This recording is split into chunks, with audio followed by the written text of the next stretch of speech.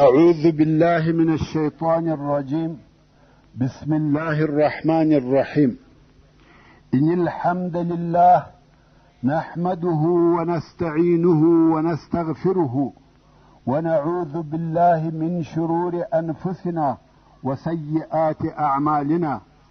من يهده الله فلا مضل له ومن يضلل فلا هادي له، وأشهد أن لا إله إلا الله وحده لا شريك له، وأشهد أن محمدا عبده ورسوله صلى الله عليه وآله وسلم تسليما كثيرا.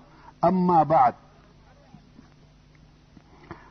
د سرور کائنات صلی الله علیه و آله وسلم ژوند. محترم ورونو، زموږ کیسه دې ځای ته رارسېدلې وه او د فارسیانو د لښکر مشر اخروز و. اخروز ډېر قوي او شدید سړی و.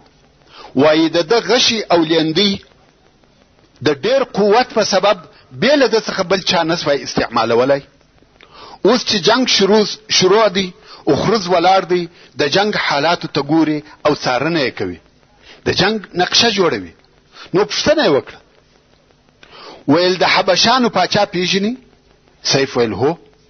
هغه سړی ویني چې ورېښمین کالي یې اغوستي دي او پر فیل سپور دی او پر تندي یې سور یاقوت دی؟ اخروز ویل هو. ویل دغه نفر یې پاچا دی. اخروز ویل اوس یې پرېږده تر هغو چې د فیل څخه کښته کیږي. بیا و اخروز ته وویل سوه چې د فیل څخه راکښته سو، پر آس سپور سو. ویل اوس یې هم پرېږدئ. څه وخت وروسته اخروز ته وویل سوه چې اوس پر غاتره یا قچره سپور سو. ویل ها، د خره پر لور. اوس یې حال ګورئ. دغه اخروز د خپل لښکر شاته ولاړ و. د هغه ځای څخه یې غشي ورته برابر کړي. مسروق یې د دوو سترګو په مابین کې هغه د یاقوت پر ځای وویشتی او غشي یې د سر تر هغه بل طرف ووتی. مسروق د ابرهه زوی ووژل سو او د ده په مرګ د حبشې لښکر ماته وخوړه او د فارسیانو لښکر پر یمن مسلط سو. کم وخت چې فارسیان کامیابه سوه، نو یې حکومت و سیف ابن ذی یزن ته نه کوي ور، بلکې دوی په خپله حکومت جوړ کړي. او دغه خبره تر اوسه پورې په یمن کې متل ده، وایي دا غوټه د سیف ابن ذی یزن غوټه ده، خلاصېده نه لري. د یمن د خلقو دا عادت و چې کم وخت به دوی ته مشکل پیښ سو، نو بې کومک د خارجانو څخه وغوښتئ. خو کم وخت چې به هغه خارجان راغله، د دوی مشکل به تر هغه اول هم زیات سو. هو، د یمن خلق اوس د حبشې د حکومت څخه خلاص و، مګر د فارسیانو تر تسلط لاندې سوه. بیا نو کسرا د خپل طرفه څخه یو والی پر یمن مقرره کړي چې نوم یې مرزبان و. کم وخت چې هغه مړ سو، بیا د هغه زوی توبوجان د یمن والی سو.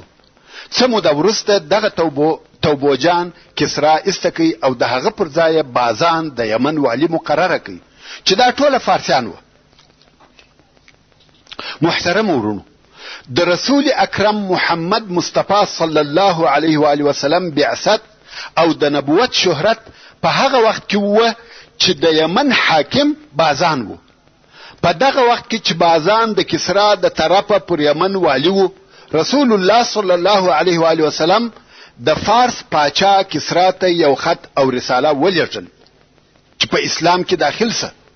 خو کسرا بې له دې څخه چې د رسول الله صلی الله علیه و آله وسلم لیک ووایي، هغه یې څرک او ټوک ټوک کړي او د قاصد په باره کې د وژلو اراده وکړه. کم وخت چې رسول الله صلی الله علیه و آله وسلم ته دا خبر ورسېدی، نو رسول الله صلی الله علیه و آله وسلم وفرمایل چې د زما لیک ټوک ټوک کوي، الله جل جلاله دې د پاچاهي ټوک ټوک کړي. کسرا ته چې د رسول الله صلی الله علیه و آله وسلم د لیک په لیدلو سره ډېر قهر ورغلی و. ویل دا څوک دی؟ یو صحرایي عرب غواړي چې زه د ده متابعت وکم؟ د کسرا متکبر دماغ هیڅ کله دا نه قبلول. او د دې مثال د ده دپاره داسې و لکه نن ورځ چې په یوه ډېره لرې صحرا کې یو کوچنی کلی واقع وي او د دغه کلی یو نفر دی د امریکا د حکومت څخه وغواړي چې د ده د دین تابع دي سي. کسرا هم په هغه وخت کې د مځکې د مخ لوی پاچا و او دا خبره ډیره عجبه ورته ښکاره سوه. دې موضوع ته په ډیره سپکه وکتل نو یې د سرور کائنات رسول الله صلی الله علیه و آله وسلم د نیولو دپاره لښکر ونه لېږي، بلکې د یمن والي بازان ته حال ولېږي چې هلته په جزیرة العرب کې یو نفر پیدا سوی دی او غواړي چې زه د متابعت وکم. دغه نفر و ما ته راولېږه. بازان هم د جزیرة العرب خلق ضعیفه وبلل، فقط 2 نفر یې مدینې منورې ته ولېږل، ویل ورسي او دغه نفر ته ووایست چې د لښکر ولېږلو او جنګ کولو ته ضرورت نسته، بې له عذره او ځنډه ځان تسلیم که. اسلام او مسلمانان ډیر ضعیف ورته ښکاره کېدل او دوی خپل ځان د دنیا لوی قدرت باله. نو دغه 2 نفر و مدینې منورې ته ورسېدل او رسول الله صلی الله علیه و آله وسلم ته ورغله او ورته ویل چې زموږ سره بازان ته ولاړ سه او هغه دې بیا کسرا ته لیږي، ځکه کسرا ته غوښتی یې. رسول الله صلی الله علیه و آله وسلم وفرمایل تاسې نن شپه استراحت وکئ او ستاسې جواب به سبا درکم. خلق چې سبا و رسول الله صلی الله علیه و آله وسلم ته د جواب اخیستلو د پاره راغله. رسول الله صلی الله علیه و آله وسلم وفرمایل بازان ته ووایست چې زما رب نن شپه ستا رب کسرا ووژي. نفر وویل که نن شپه کسرا وژل سوی وي نو تا ته خبر چا راوړي؟ د فارس څخه تر مدینې منورې پورې په 1 میاشت بلکې تر هغه هم زیات خبر را رسیږي. ته څنګه خبر سوې؟ رسول الله صلی الله علیه و آله وسلم وفرمایل د الله جل جلاله د طرف څخه وحی را تراغلی. نفر ویل ستا جواب موږ ته دغه دی؟ رسول الله صلی الله علیه و آله وسلم ویل هو، ولاړ بازان ته دغه حال ووایست.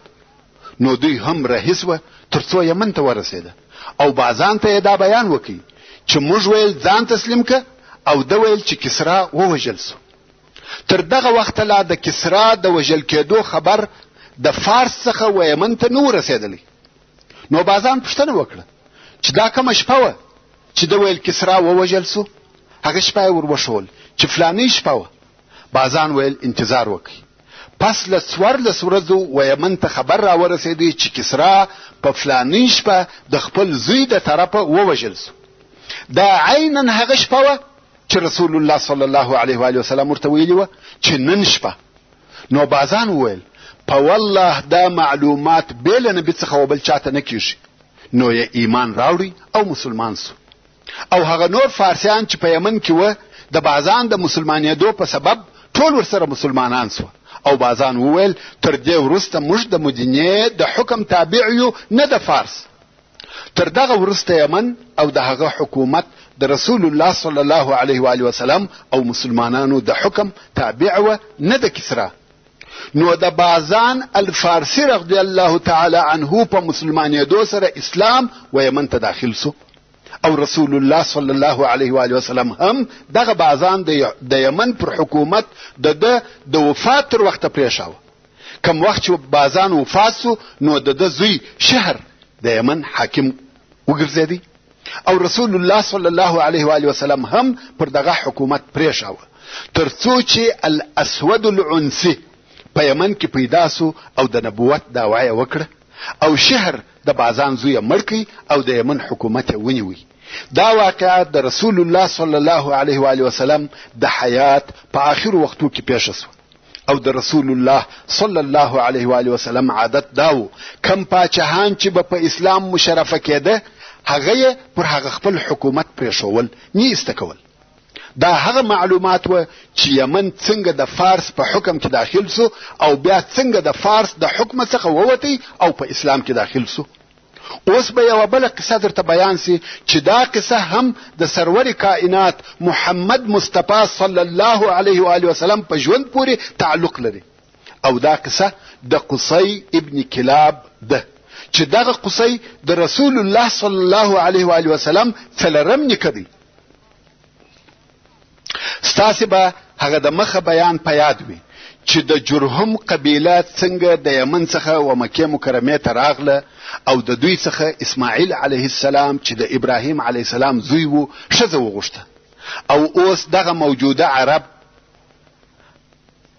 عرب مستعرب د اسماعیل علیه السلام او د جرهم لمسیان دي او د مکې مکرمه امارت او اداره د دوی په لاس کې و او بیا د جرهم پر قبیله او د اسماعیل علیه السلام پر لمسیانو د خزاعه قبیله حمله وکړه چې په جنگ او زور یې د مکې مکرمه حکم ځنی واخیست.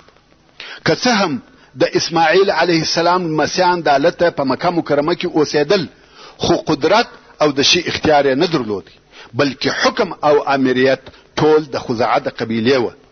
او دا بیان مو هم درته وکي چې د خزاعه د قبیله مشر عمرو ابن لحی څنګه د دوی ودین ته تغییر ورکړي او شرک یې پکښ داخل کړي او دغه د خزاعه قبیله تقریبا 1500 کاله پر مکه مکرمه حاکمیت درلودي.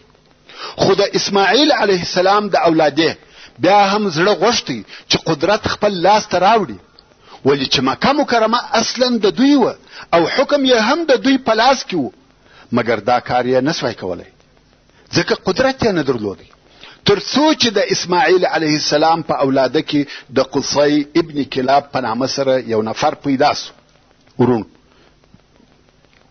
د اسماعیل علیه السلام په اولاده کې یو فهر دی یعنی یو نفر و چې نوم یې فهر دی چې لقب یې قریش و او د دو اولاده ته قریش ویل کیږي. کم وخت چې قریش ذکر او یاد سي مقصد یې دغه فهر اولاده ده او فهر د اسماعیل علیه السلام د نږدې مسیانو څخه دی نو ټول قریش دغه فهر اولاده ده او قصی ابن کلاب هم د فهر د اولاده څخه دی. دغه قصی ابن کلاب ته الله جل جلاله ډیر مال او غنا ورکړي و په خپل قوم کې مشر او سردار و او بیا یې د حلیل د لور سره واده وکړي چې دغه حلیل په دغه وخت کې د خزاعه د قبیله او مکې مکرمه عمومي مشر او رئیس و. دی واده د قصی ابن کلاب شرف نور هم ورزیات کړي ځکه یو خدای د اسماعیل علیه السلام د اولاده څخه و او بل د شذ د خزاعه د قبیله او د مکې مکرمه د رئیس لور و او په عین وخت کې غنی او مالدار هم و په خپل قوم کې مشر او د عزت خاوند و. کوم وخت چې دغه قصی اولادونه زیات سو نسل یې ډیر سو نور یې هم عزت او دبدبه پیدا کړ نو دا فکر ورسره پیدا سو چې د خپل پلرو ملک او حکم برته لاس ته راوړي.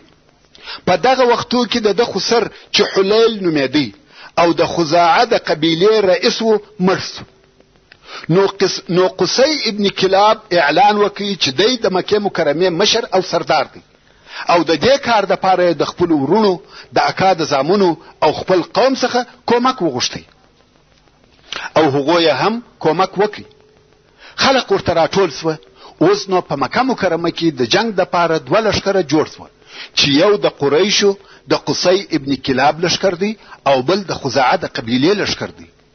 جنگ پر شرف او د مکې مکرمه پر حکم دی. کوم وخت چې جنگ شروع سو ډیر کسان ووژل سو او د دواړو طرفو څخه ډیر خلق مړ سو. خلقو چې دا قتل او مرګونه ولیده نو عادل او پوهانو خلقو د صلح د پاره د دوی په مابین کې مداخله وکړه.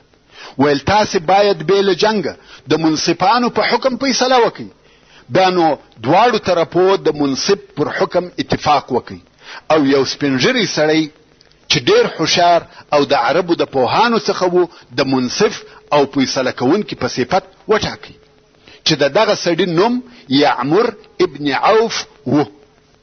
دواړو قبیلو پر دې اتفاق وکړي چې یعمر ابن عوف مو منصف دی او دواړو طرفو ډیر شدید قسمونه یاد کړه چې دغه یعمر ابن عوف چې هر فیصله وکړه به لکم دلیل یې منو او هیڅوک پر هغه حکم اعتراض نسی کولای او پر دغه اتفاق او قسموی شاهدان هم ودرول.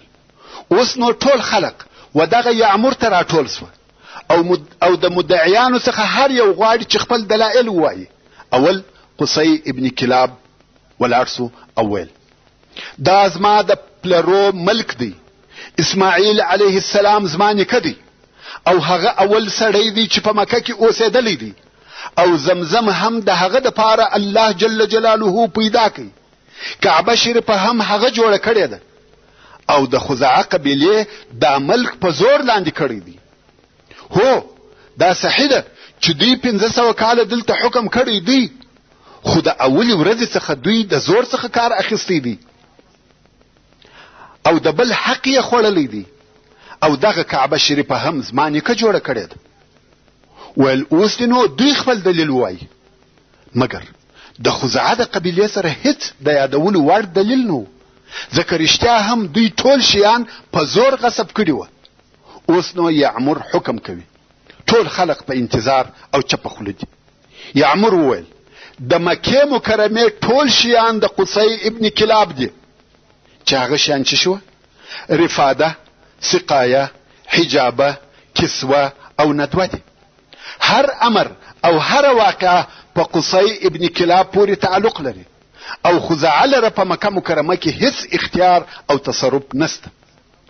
په دې فیصله سره ټول شیان د خزاعه د لاسه ووتل او هر څه د قصي ابن کلاب په تصرف کې سوه. د ټولو عربو ټول شرف د ده ولاسته ورغلی. اوس نو قصي ابن کلاب بې له اختلافه د مکې مکرمې عمومي رئیس او سردار سو او خزاعه هم ټول شیان وده ته تسلیم کړه، ځکه وعده یې کړې وه او قسمونه یې یاد کړي وه.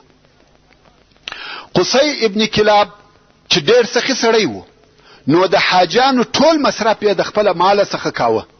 د حاجانو اوبه او خواړه دی برابروي. د خلقو په زړو کې نور هم محبت زیات سو.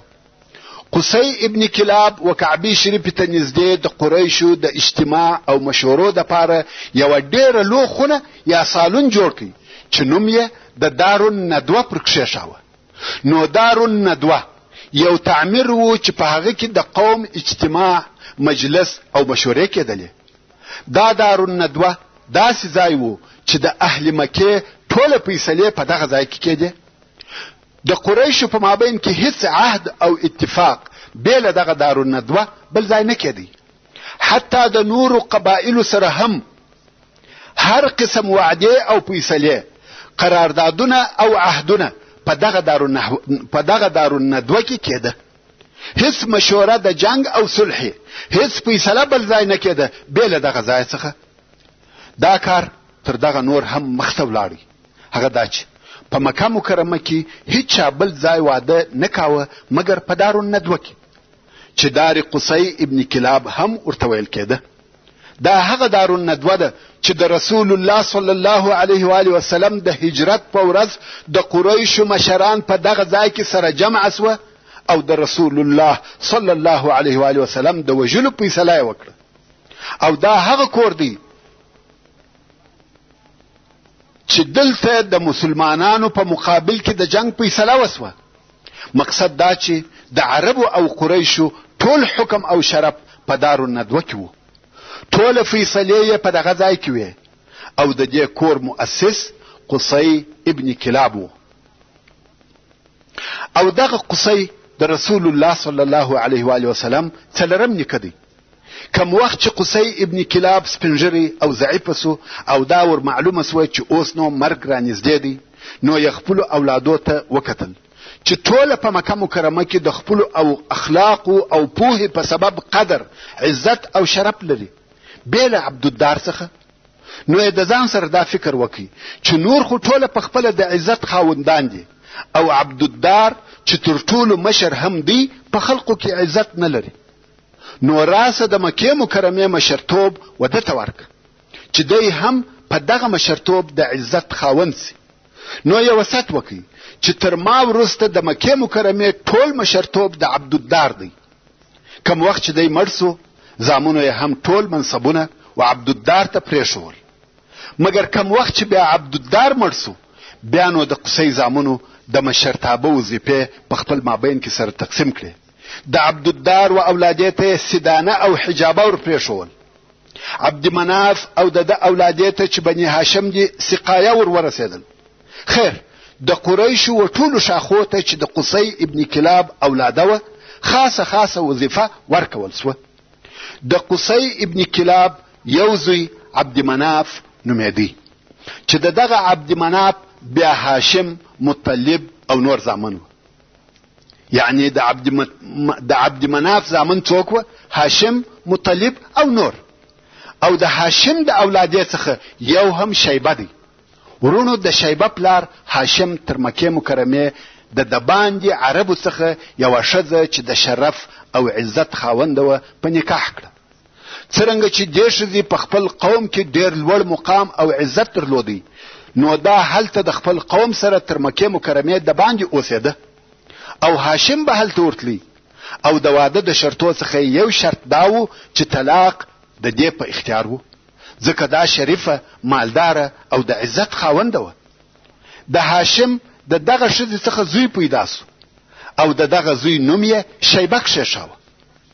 څه موده وروسته هاشم مړ سو او شیبه د خپلې مور سره تر مکې مکرمې د باندې اوسېږي. کوم وخت چې شیبه د هاشم زوی د بلوغ وسن ته ورسېدی، نو یې اکا چې مطلب نومېدی او د هاشم رور و، د شیبه و مور ته ورغلی او ویل زه هلک را سره بیایم. هغې ویل څنګه یې بیایې؟ دا زما زوی دی، باید زما سره وي. مطلب ویل زوی دی اوس غټ سو او د سړیانو و درجې ته ورسېدی او دی په خپل قوم کې د سردارانو او اشرافو څخه دی. دی د قصی ابن کلاب د زامنو څخه دی. دا نه ښایي چې بې له بکې په بل ځای کې واوسېږي، ځکه هلته د ده شرف، عزت او احترام سته. ښځې چې د شرف او سردارۍ نوم واورېدی، ویل اختیار به ده ته پرېږدو چې ستا سره ځي او که زما سره پاتېږي. کم وخت چې اختیار و شیبه ته ورکوي، ده ویل د اکا سره ځم، ځکه دی پوهېدی چې هلته شرف او عزت سته او ده ته هم دغه شرف ډېر اعتبار درلودی.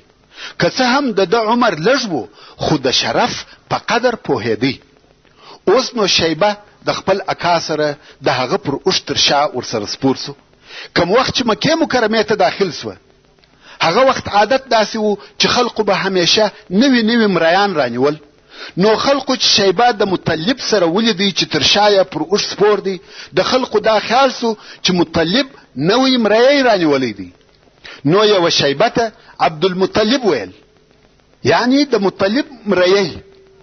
که څه هم وروسته بیا خلقو ته دا معلومه سوه چې دا د هاشم زوی شیبه دی او د مطلب وراره دی، خو شهرت یې په عبدالمطلب سره پیدا کړي. دغه عبدالمطلب چې اصلي نوم یې شیبه دی او د هاشم زوی دی، او هاشم د عبدمناف زوی دی او عبدمناف د قصی ابن کلاب زوی دی، زموږ د نبی محمد رسول الله صلی الله علیه و آله وسلم نیکه دی. خیر، عبدالمطلب ځوان سو او واده یې وکړي. د ده اول اولاد چې زوی و حارث نومېدی، چې د ده تر ټولو اولادو مشر و. کم وخت چې دغه حارث لوی او ځوان سو، البته عبدالمطلب نور اولادونه هم درلوده، خو هغه کوچنیان وه. په دغه وخت کې عبدالمطلب خوب ولیدی. هغه داسې دی بدو او یو چا پر غږ کړه، طیبه وکینه. ده ویل طیبه څه شي ده؟ خو هغه ناره کوونکی ولاړی. دی په تعجب کې سو چې دا څنګه خوب و. دوهمه شپه بیا بیده دی چې یو څوک ورته وایي بره وکینه. ده ورته ویل بره څه شي ده؟ ناره کوونکی بیا ولاړی. نو د ده په زړه کې ور وګرځېده چې یوه کیسه سته، ځکه داسې تکراري خوب بې څه نه وي. درېیمه شپه بیا په خوب کې هغه ناره کوونکی ورته راغلی، ویل مضمونه وکینه. ده ویل مضمونه څه شي ده؟ هغه ناره کوونکی بیا ولاړی. اوس نو بالکل د ده یقین سو چې یو لوی او مهم کار سته چې د هغه په باره کې 3 ورځې پرله پسې خوب وینم. داسې مکرر خوب په عادي ژوند کې څوک نه ویني. څلورمه شپه بیا عبدالمطلب خوب ویني چې یو څوک ورته وایي زمزم وکینه. ده ویل زمزم څه شي دی؟ دا وار ناره کوونکی نه ولاړی او ورته ویل هیڅ کله نه وچیږي او نه بهیږي. حاجان به په اوبوي او دغه زمزم د لرشن او وینو په مابین کې پر هغه ځای دی چې سپین وزرې کارګه مشوکه وهي د میژانو د کلي سره، چې په پښتو میژتون ورته وایي. دا خبرې د عبدالمطلب په زړه کې حفظ او یاد سوې او پوه سو چې ده ته د زمزم د کیندلو وظیفه ورکول سوه. دی باید زمزم وکیني. زمزم په اهل مکه کې مشهور وو، اورېدلی یې وو، مګر ځای چاته نه و معلوم چې چیرې دی. او دا هم مشکله او ناممکنه وه چې د کعبې شریفې ټول اطراف دې د زمزم د پیدا کولو دپاره وکیني. مګر اوس عبدالمطلب ته د زمزم په کیندلو سره امر وسو. دا اشارات او علامات ورته وویل سوه. ځای تقریبا معلوم سو، خو عبدالمطلب ته یو بل تکلیف پیش دی. هغه دا چې نور قریش کله وده ته اجازه ورکوي چې د کعبې شریفې پر شاوخوا کیندل وکړي، او دی هم بیله دغه یوه زوی څخه چې ځوان دی، بل مدافع او کومک کوونکی نه لري. خو په دا سبا دی او د ده زوی حارث دواړه د کوره راووته او کعبې شریفې ته ورغله چې زمزم پیدا کړي او ویکیني. اوس نو په هغه علامو پسې ګرځي چې وده ته په خوب کې ویل سوي وي. اوله علامه دا وه چې په مابین کې د لرې او وینو. دوهمه علامه پر هغه ځای چې سپین وزرې کارګه مشوکه وهي. او درېیمه علامه د میژتون سره. دی د کعبې شریفې پر شاوخوا په دغه علامو پسې ګرځي، مګر علامې هیڅ نسته. دی پر دغه حال و چې یو څو نفره راغله غواړي چې یوه غوا د هغه بت سره حلاله کړي چې اساف نومیږي. وصلى الله تعالى على خير خلقه محمد وآله وأصحابه وأهل بيته أجمعين. والسلام عليكم ورحمة الله وبركاته.